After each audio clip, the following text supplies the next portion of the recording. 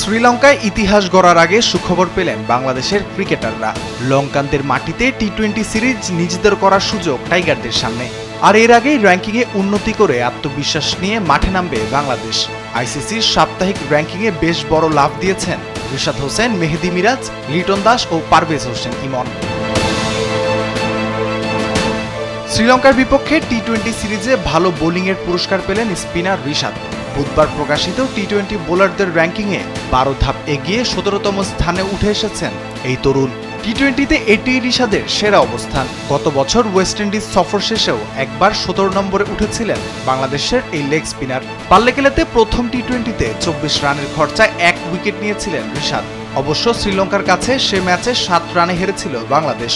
ডাম্বুলায় দ্বিতীয় ম্যাচে বাংলাদেশের 83 রানের জয়ে 3 ওভার 2 বলে 18 রানে 3 উইকেট নিয়ে ম্যাচের মোড় ঘুরিয়ে দেন রিশাদ। আর এতেই মিলেছে এই সুখবর। দ্বিতীয় টি-20তে বাংলাদেশের জয়ে 76 রানের ইনিংস খেলেন লিটন দাস। ব্যাট হাতে জ্বলে ওঠা ম্যাচের কারণে টি-20 ব্যাটসম্যানদের র্যাঙ্কিংয়ে 7 ধাপ এগিয়ে উঠে এসেছেন 45 নম্বরে। অন্যদিকে পারভেজ হোসেন ইমন 12 ধাপ উন্নতি করে 85 নম্বর স্থানে উঠে এসেছেন। আর টি-20 অলরাউন্ডারদের র্যাঙ্কিংয়ে 21 ধাপ এগিয়ে 39তম স্থানে উঠে এসেছেন বাংলাদেশের অলরাউন্ডার মেহেদী হাসান মিরাজ। প্রথম ম্যাচে 29 করার পাশাপাশি একটি উইকেট নিয়েছিলেন মিরাজ। পরের ম্যাচেও নেন একটি উইকেট। টি-20 সিরিজে 1-1 সমতায় বাংলাদেশ ও শ্রীলঙ্কা। সিরিজ নির্ধারণী ম্যাচে এই আত্মবিশ্বাস কাজে লাগিয়ে ইতিহাস গড়তে পারে কিনা বাংলাদেশ, সেটাই এখন দেখার পালা।